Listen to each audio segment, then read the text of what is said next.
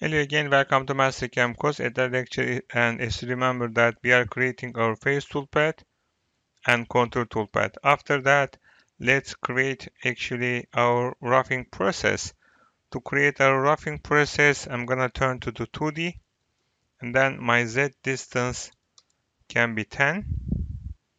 So after that, I'm gonna create my curve on H options. I just need to start from here to here, or if that can be difficult most of the time, you can prefer to curve all edges, and then you can activate solid face, and then you can select this face, and then you just need to hit that button. Then we can easily create our curve. So after that, we can select this one and delete them. After that, I can turn to the mill toolpath and roughing and pocket toolpath. After that, we can select all the face and hit the enter button. And after that, I just need to click here to organize my constraint. Okay, and then hit the OK button. After that, let me create my tool. My tool can be 8 mm diameter with radius 2.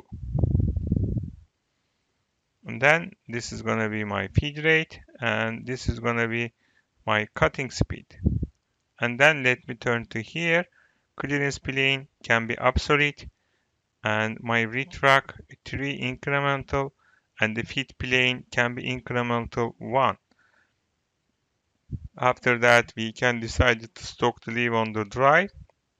It can be 15 mm, 0.15 mm, and then we can also select that our boundary can be inside. Okay. After that, let me turn to the rough parameters.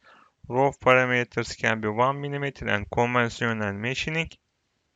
And then when we turn to the cut depth, that parameters can be 0. And after that, we can turn to the gap setting. Distance and optimize cut order can be selected. And after that, we can activate entry motion with ramp. Okay. So after that, we can turn to the pocket parameters. When we turn to the pocket parameters, we can decide our cutting method. Our cutting method can be parallel, spiral, clean corner. So we can unselect the finished operation, and then we can organize our step over. My step over can be decided percentage of to my tool diameter, that is equal to 4 mm, and then that's it. Just calculate our toolpath.